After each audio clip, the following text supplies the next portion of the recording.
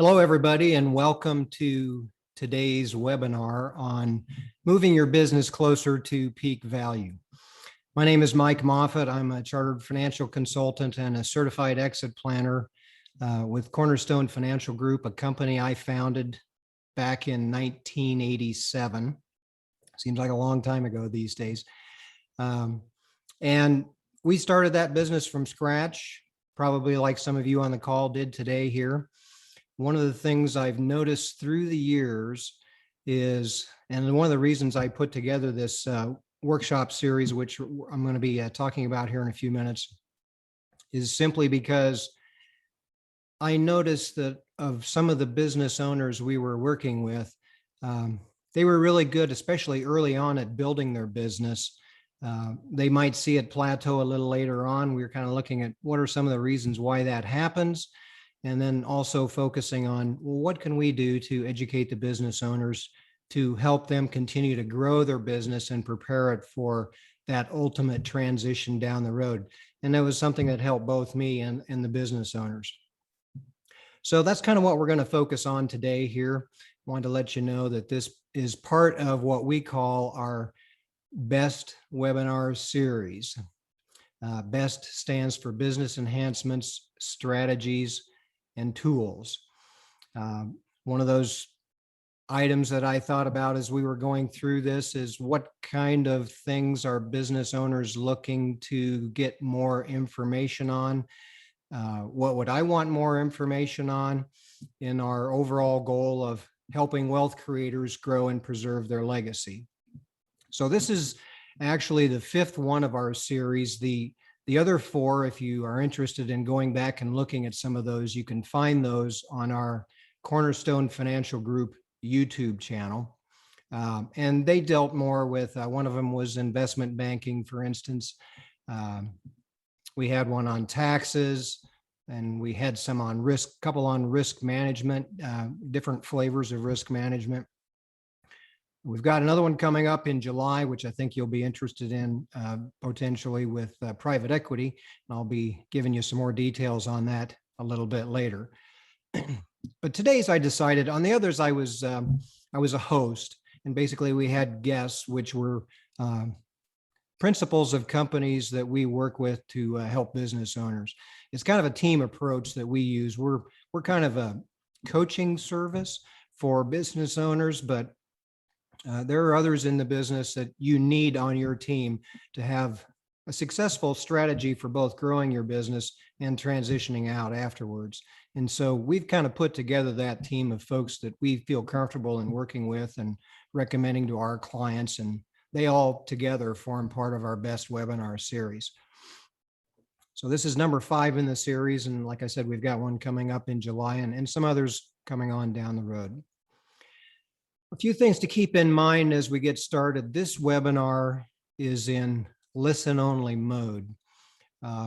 Because of some of the topics that we're talking about, investment banking and some of today's points are more apropos, I guess you'd say, for business owners who might be getting ready to transition out of the business. And we understand that with a lot of Zoom calls that you've probably been on, you can turn on the video camera and everybody can see both you and your name. And from a privacy standpoint, we understand that a lot of folks who might be on this webinar don't necessarily want their name out there. So that's why we're doing this in a kind of a privacy mode. You can ask questions if you want to. If you're familiar with Zoom, you know in part of the controls, there is a chat feature. So I would encourage you, if you do have questions, to use the chat feature, but rather than send the question to everybody in the group, you might want to just send it to the presenter only. Michelle Beyer with our staff is also on the webinar with us, and so she's going to keep me apprised of anybody who's using the chat feature and has any questions as we go along. This will probably be about 45 minutes, and if there are questions, we'll try to take them. And if there isn't, we'll give you some contact information for us at the end as well. So as I said, the presentation is on moving your business closer to peak value. And what do I mean by that? Well, we can't focus on everything in one presentation, but what we can do is, and what I decided to do during this presentation is just pick out one area where I see a lot of businesses tend to plateau, and the reason why they tend to plateau, give you some strategies of things you might be able to do to help overcome that. Then we're going to look at some of the key features or attributes of strong companies, and then focus a little bit on the owner as well and the readiness of the owner for any kind of transition. I don't want you to think that this is a webinar that is exclusively for those folks who are getting ready to transition out, because a lot of the things we'll be presenting would be good for a business, whether they're looking to grow, whether they're in a growth mode, or whether the transition is fairly imminent, let's say within 3 to 5 years. So hopefully you'll get a lot of good ideas as we go along. And then we'll finish with what's coming up next, and also some ways that we might be able to outline the next steps for the business owners. So when we talk about a Rainmaker, I just kind of thought of Rain Man as I was putting this together. And probably the most famous Rain Man was Dustin Hoffman in the movie Rain Man, which was in the late 80s, I think 1989.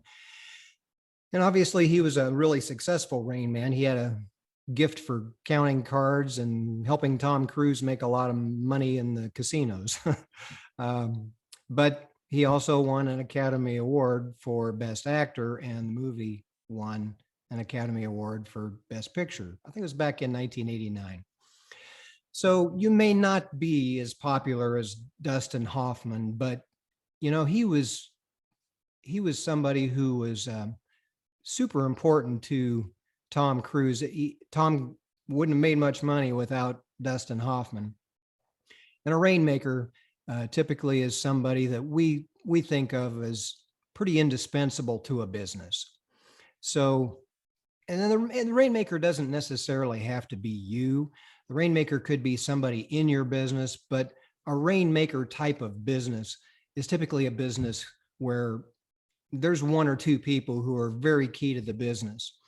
And one of the problems that we see with businesses that have Rainmakers is simply that there comes what we call it kind of a plateau or a curve where the Rainmaker starts out fast. A lot of times that type of business starts out fast, and you see as time goes on, they tend to plateau as far as new revenue goes. And of course, if your revenue plateaus, your profits are probably plateauing too.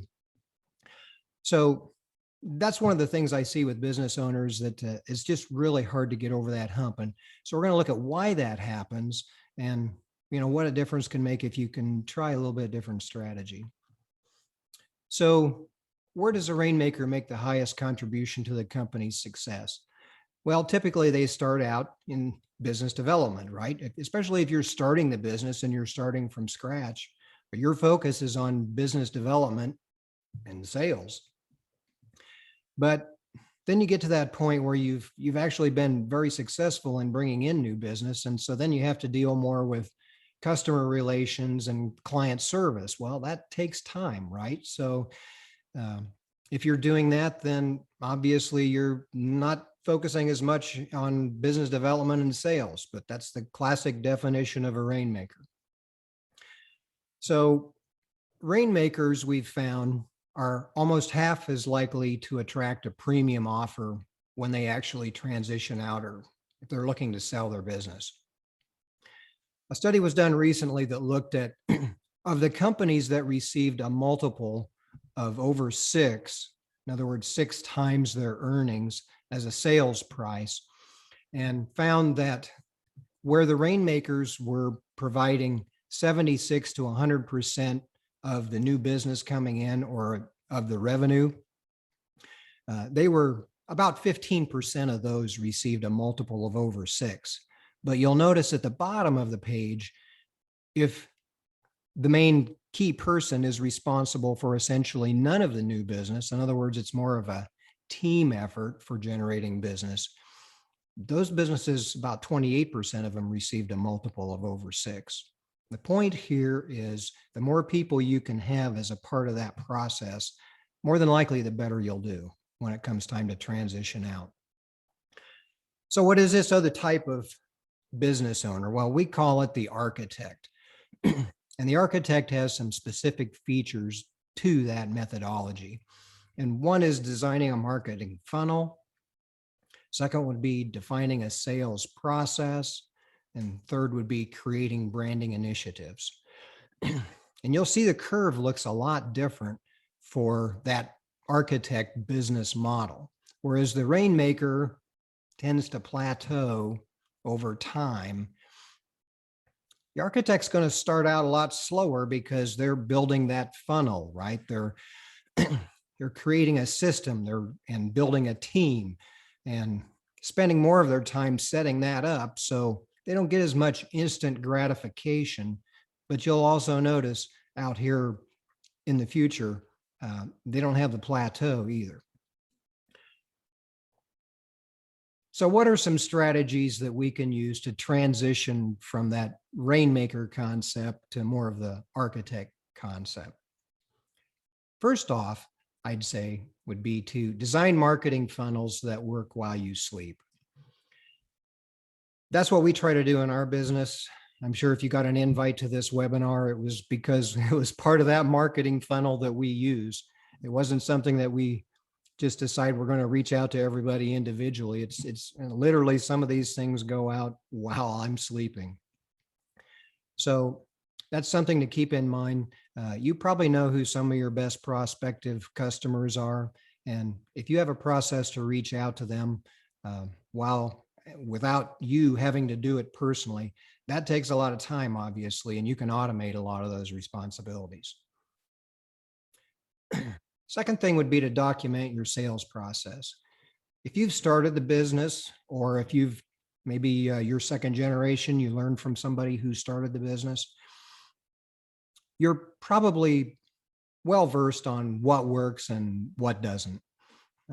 You've got a sales process down. It might have been seat of the pants when you put it together, but it's probably a good idea to document that sales process.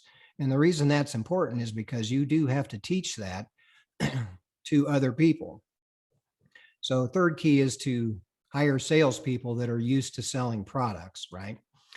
And when I say that, we don't want just any salespeople. I don't know if any of you saw the movie that Danny DeVito was in back in the 90s, I think it was, when he was Harry Wormwood in the movie Matilda. He wasn't very ethical, and he was doing everything he could to make a sale and didn't really worry about the consequences of doing it. When I'm talking about salespeople, I'm talking about they probably are a little bit extroverted. They're not introverted. They're people who are definitely used to the sales process. If you can sell one thing, a lot of times you can sell other things, but they need to learn how to do that within your system. So one of the keys to helping them understand that is to limit complexity. So think about this. If you're bringing in a team and you have some good salespeople on your staff, they still need to know about your product or your service. And the easier you can make it for them to understand, the more successful they're likely to be. So if it's so complex that you can't teach it to anybody, or they just aren't grasping the concept, then maybe you ought to dial back the complexity a little bit, make things a little bit simpler. Fifth tip would be to avoid customizing. It's probably a good idea in some areas, but even Baskin Robbins limits the number of flavors they have at any given point in time. And the more complexity you have in a business, you have to think ahead a little bit to the person who might be taking over the business after you're gone, who you transition to, whether it's an internal transfer or even if it's a total third party that comes in and buys the business. They're looking for something fairly simple, right? Something that can easily be somebody can step in and make it work really quickly. So you can go too far with customization. This little car is just an example of that. And I know it's an exaggeration here a little bit, but if you're going to have customization, I would say try to limit the number of customizing packages that you have. Point number 6 would be to set up your salespeople as experts. You know, as you look at the possibility of transitioning in the future, whether it's 20 years or 5 years or next year, you have to realize that if people look at you as the expert and the only person in your business that they can count on, then your business doesn't have a whole lot of value beyond the assets in the business. What we're looking at is maximizing the intangibles of the business, and that's where the extra value comes in. So if the salespeople are set up to be every bit of the expert that you are, then they know they can count on other people within the business to give them what they need. You want all your staff to be considered as experts, and don't set up a business so that it's one that everybody has to come to you to get things done. That makes the business much less valuable. Tip number 7 is don't attend customer meetings alone. Bring other staff with you. That's more or less what we're trying to imply here. For the same reason we talked about earlier, is we don't want the customer to think that there aren't other experts within your group. There's a team concept, and the team is very important to the success of the business. So the next thing would be to make sure that wherever possible, create customer testimonials. Now, I know some businesses don't lend themselves well to this, or it might be frowned upon a little bit as well. An example might be the financial services business. There's definitely restrictions in that area as far as what we can use in the form of testimonials. But a lot of businesses, that's not the case. And how many times have you went online and you're thinking about doing business with a company, and you want to see how many stars and how people are rating them and what they like and what they don't like. And so wherever possible, if you can create customer testimonials and get feedback from the clients via customer surveys, that's a real positive. Getting those thumbs up, that's what we want to go for. And then finally, offer guarantees. Now, I know there might be some folks out there that say, well, I don't want to offer guarantees because I'm afraid too many people will pay me initially, and then they'll want to take advantage of the 100% guarantee to get my money back, and they'll want their money back. But, you know, customers, by and large, they aren't looking to do that. And I would venture to say that your customers aren't looking to do that either. They want it to work, you know, so, but it might take initially just that little nudge of the guarantee to push them in your direction.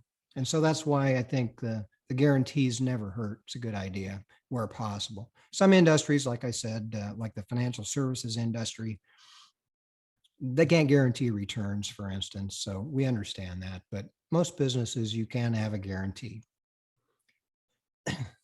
So just to summarize again, here's the 9 strategies laid out. Design those marketing funnels that work while you sleep. Document your sales process. Get the right salespeople that are used to selling products. Cut back on the complexity and the customizing. Set your salespeople as experts and make sure that you're not in customer meetings alone, but with your team. Try to get customer testimonials where you can, and offer guarantees.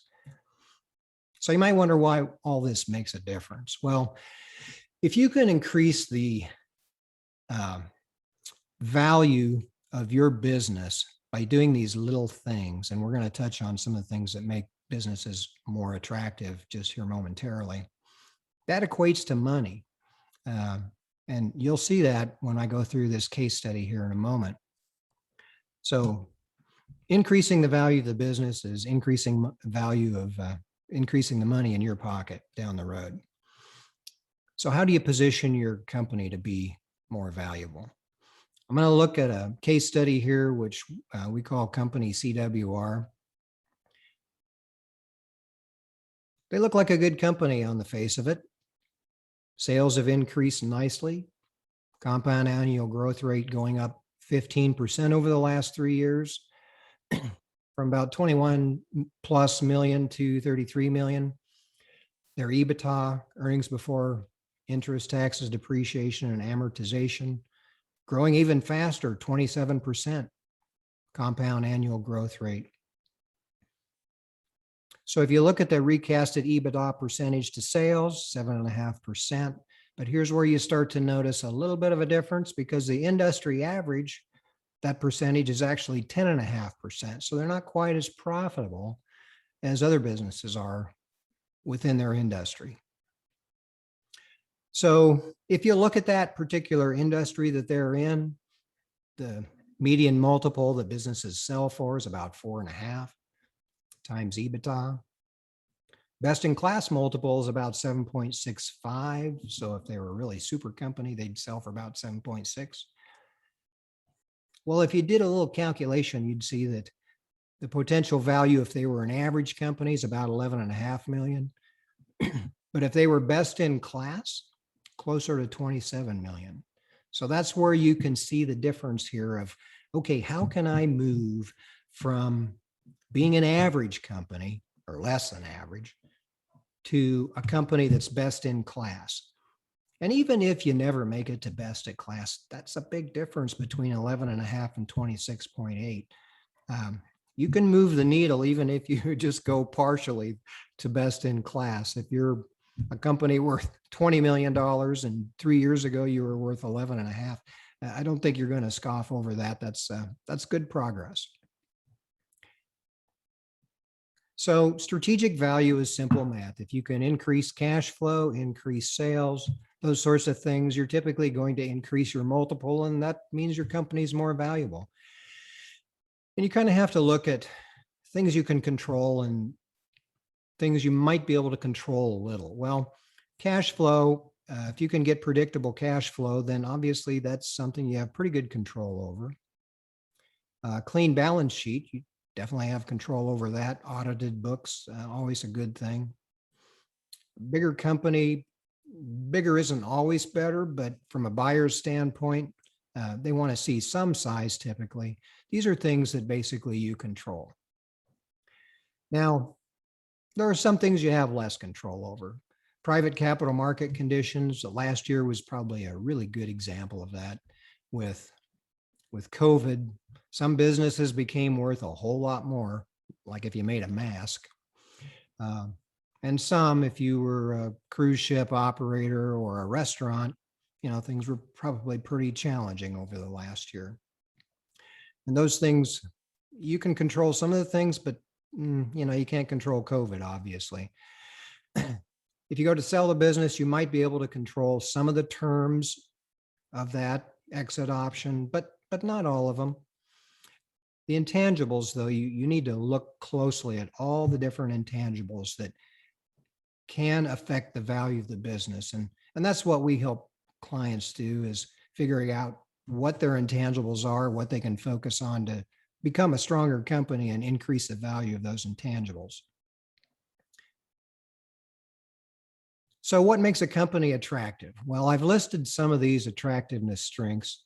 The first I would talk about is customer loyalty.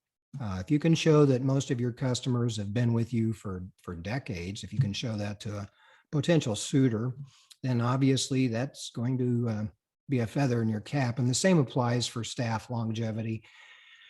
If most of your staff has been there for 20 or 30 years, and well, we don't want them that close to retirement. We want some good diversity among the staff, obviously, not just what we normally think about as diversity, but also diversity of how long they've been with you. That's a positive. Anybody who wants to look at buying a business down the road is going to look at growth in sales and profit, and they'll pay for growth. So if you can show that your business is growing and becoming more profitable, that's a big plus. Obviously, if you have a strong competitive position within your industry or you're a low-cost provider, that's a good thing. You know, frankly, I put low risk in here, but all the things above, if you can maximize customer loyalty, staff longevity, growth, got a good competitive positioning, that lowers the risk of your business. And that's what any potential buyer is looking for. And a good set of financial documentation, we touched on that a little bit earlier. Obviously, if you have a business that maybe the neighbor is the bookkeeper and the neighbor doesn't have any particular skills, and I'm looking at buying your business, and you pull out your financials that the neighbor has put together. I'm not looking at that as an independent third party audited set of books, and I'm not willing to pay as much for something like that. So something to keep in mind there too. And then obviously intellectual property or patents, those have value as well. So these are just, and it's not an all-inclusive list, obviously, but just some of the key attractiveness strengths that we look for in a business. So what are some things that detract from business? Owner dependent, I put that at the top, and I put it in bold because if the business can't survive without you being there, chances are it's an asset sale. Whatever the hard assets are in the business, that's probably what it's going to go for. You're probably going to just auction off the assets and close the doors. So it's really important that if you want to sell a business that has value above and beyond the assets in it, then you need to make sure that it's not completely owner dependent. Low barriers to entry, obviously, if a lot of folks can get into your business very easily without big capital outlays and be competitors right away and offer a better widget, then that's not a strength. If you don't have good business systems and processes put together, that also is a detractor. No brand awareness. Low recurring revenue. I could probably have put this in bold as well, just simply because recurring revenue is something that potential buyers really like. And there's different ways to achieve that. And we can talk about that maybe in another webinar. But if you don't have recurring revenue, then that's something that is a detractor. Goes without saying, below average financial performance or flat markets. You don't have a dominating position in your industry. And then low synergies to a strategic buyer. So what do I mean by that? Well, in general, there's a couple different types of buyers out there. One's more of a financial buyer, and actually one of those will be on our next webinar. The private equity, for instance, or maybe family offices where they have folks with money that they want, want to invest, and they want to invest it in companies. So maybe yours is a company they'd be looking at buying. They're going to be looking at it strictly as a financial investment. They want to see growth. They want to see all the things we talked about in attractiveness, but they're just looking for a return on investment primarily. Whereas a strategic buyer might be somebody who already has a business, and your business would be a good fit for them. It's like 1 + 1 = 3, right? So they're looking for something that can add value to what they're already doing, a strategic add-on. And a lot of times the strategic buyer might pay more for a business than the financial buyer would. But if you have no synergies for that strategic buyer, if it doesn't make sense for them to buy your business, then that's probably not going to happen.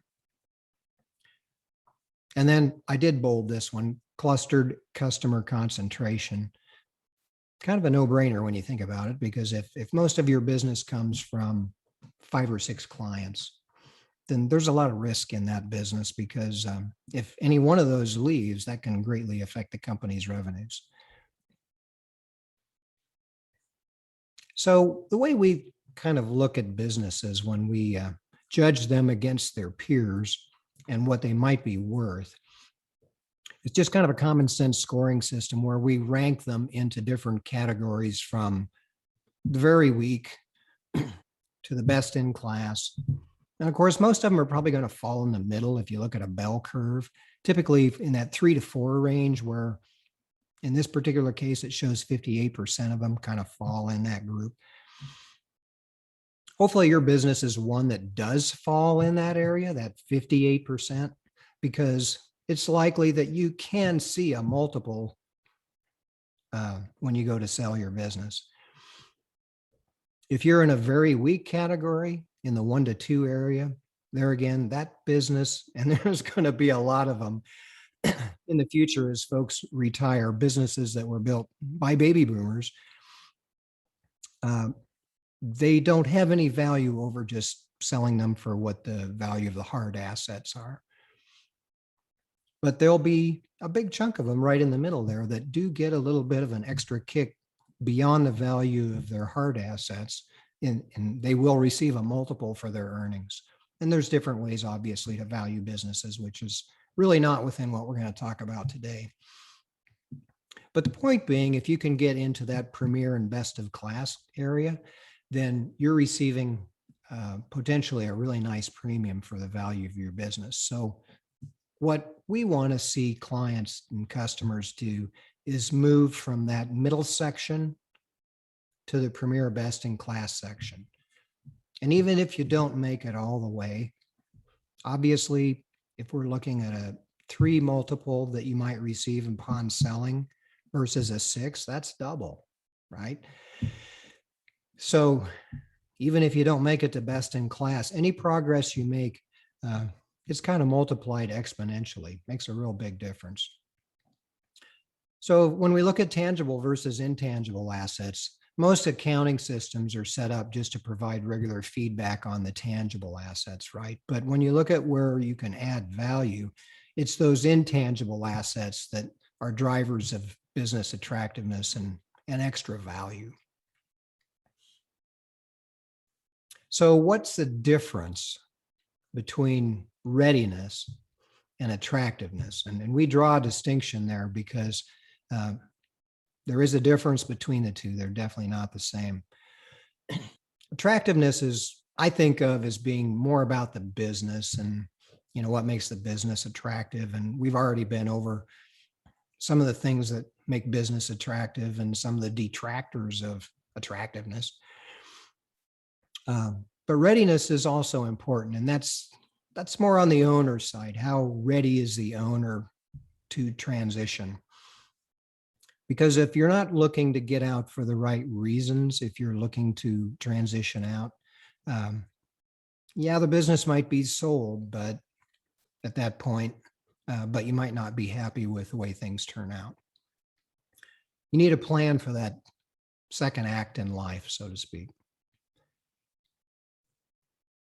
So to identify value using the triggering event, there's a number of things that'll help. The first one to get ready is recast tax statements to get to the real number. So what do I mean by that?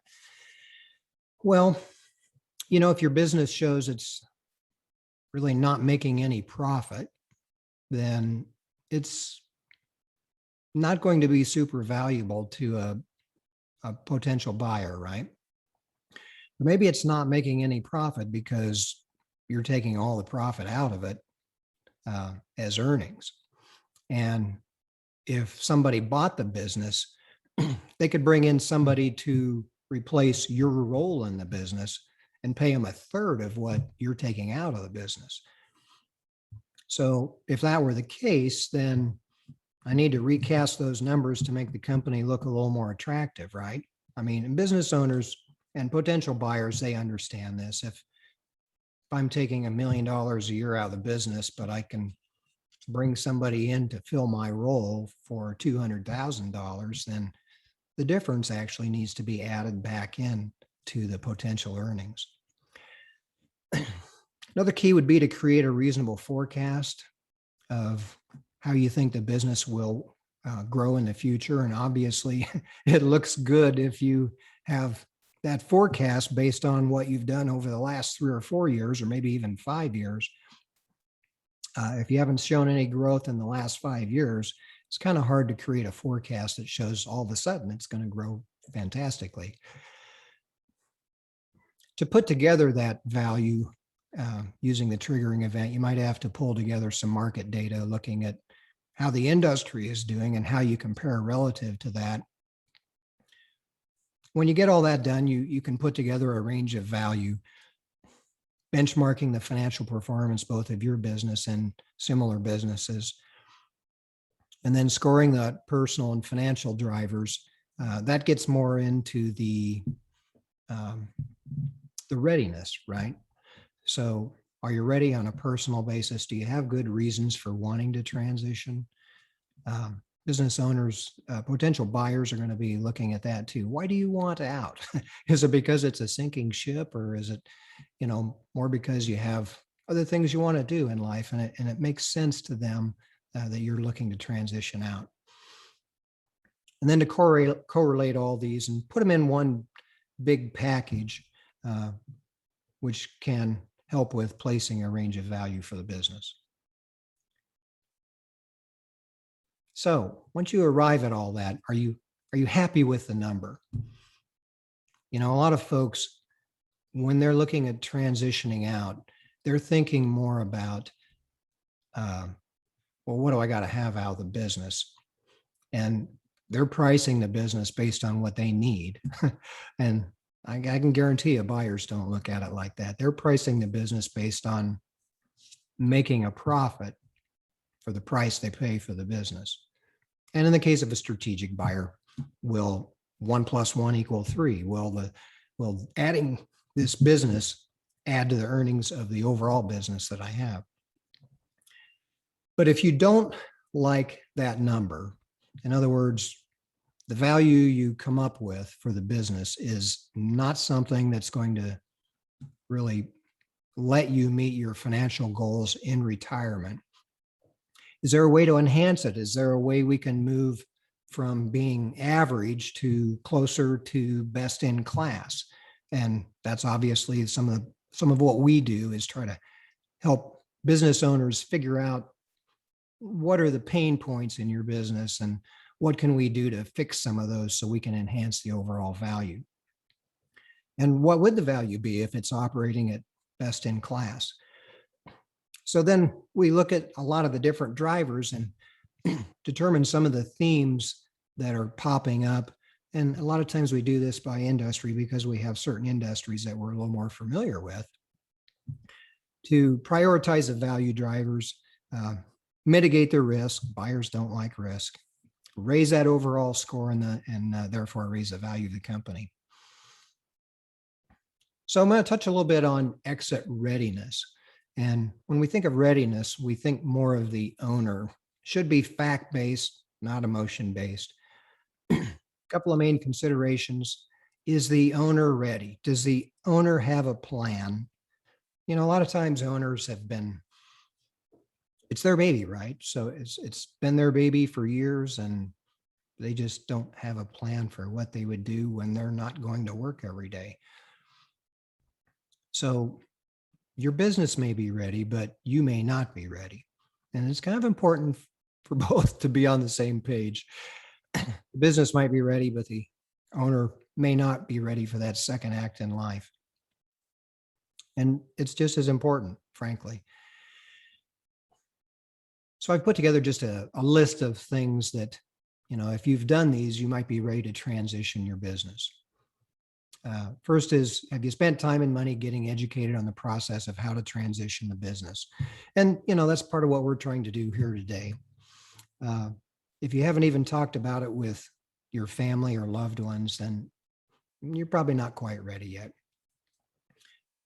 You need to look at it from, it's kind of what we call a three-legged stool: personal, financial, and business goals. Financial, obviously, is can you afford to retire? The business goals are, is the business ready to go? ready to transition. And the third is the personal. What are you going to do with your life essentially after you transition out? So all those need to be thought about. Obviously, if you're getting close, if you're within 3 to 5 years of transition, you should probably have thought about a transition advisory team. And you've created and reviewed things with advisors. Now, this is something you can do really before you get ready to transition. Just that contingency plan of how you're going to run the business when you're not there. And that's obviously useful, whether you're 20 years away from transitioning or whether it's coming up short term. Things like buy-sell instructions, appropriate insurance, and documented specifics on how to run the business if you can't operate it. So you might be thinking, especially if you're a long ways from transitioning, what do I want to do? Why do I want to get my business ready to sell if I'm not ready for it to sell? Well, I think that there's some good reasons to do that, because first off, it's just pulls the organization in the direction to be best in class. Organization, right? You can call your business the organization, but I'm talking about your business being organized. Serves as a contingency plan. So if then things do go wrong, right? So a contingency plan is set up should something happen to you and you can't be there, but you want to keep the business going. I got ahead of myself a little bit here, but the third point was non-solicited offers do happen. And especially from strategic buyers, somebody who makes ice cream cones and you make ice cream and they think, hey, maybe we could work together. It makes sense that we might be able to buy out your business and the two of them together will do well. So that's when you're more likely to get those non-solicited offers, or maybe it's somebody in your industry that just is looking to grow and they make you that offer. And sometimes the offer is too good to refuse. So if you have a company that's well set up for this sort of thing, then you're ready when a non-solicited offer might happen. And obviously, if you've done all these things and you're getting closer to becoming a best-in-class sort of company, that increases the annual income and the income value for a future buyer. So transition does matter. And, getting ready for a transition matters as well. When we looked at a survey of owner results recently, this was done by the Exit Planning Institute, they found 91% of the owners agreed with the statement that having a transition strategy is important, both for my future and for the future of my business. I kind of wonder what the other 9% are thinking personally. I mean, how could you disagree with that statement, or how could you even be unsure about that statement? I think if you were part of that 9%, I probably wouldn't want to buy your business. But then when they went to the next step and asked the next question, do you understand your exit options when you transition out? Really, only about a third of them said yes, if you look at this pie chart, and 2/3 of them said either no or I'm not really sure what my exit options are. So a quick recap. We've went over why companies plateau, and obviously it wasn't an exclusive list, but one of the keys, I think, is just that Rainmaker mentality, where they just run out of hours in a day and they're spread too thin, and they haven't developed a team concept for breaking through those plateaus. We looked at 9 ways on how companies overcome those plateaus. We looked at some of the attractiveness features, the drivers that control business value, what leads to higher attractiveness, and some of the detractors as well. And then we looked at the difference between business attractiveness and owner readiness. So what's next for your company? Well, we've kind of developed this to help the business owners that work with us get an idea of a couple of things. One is how ready they are to exit, and that's the pre-score here. And the other is the Value Builder survey. I'll go over that in a second. The pre-score is the easier of the two. Probably only takes 5 minutes to complete.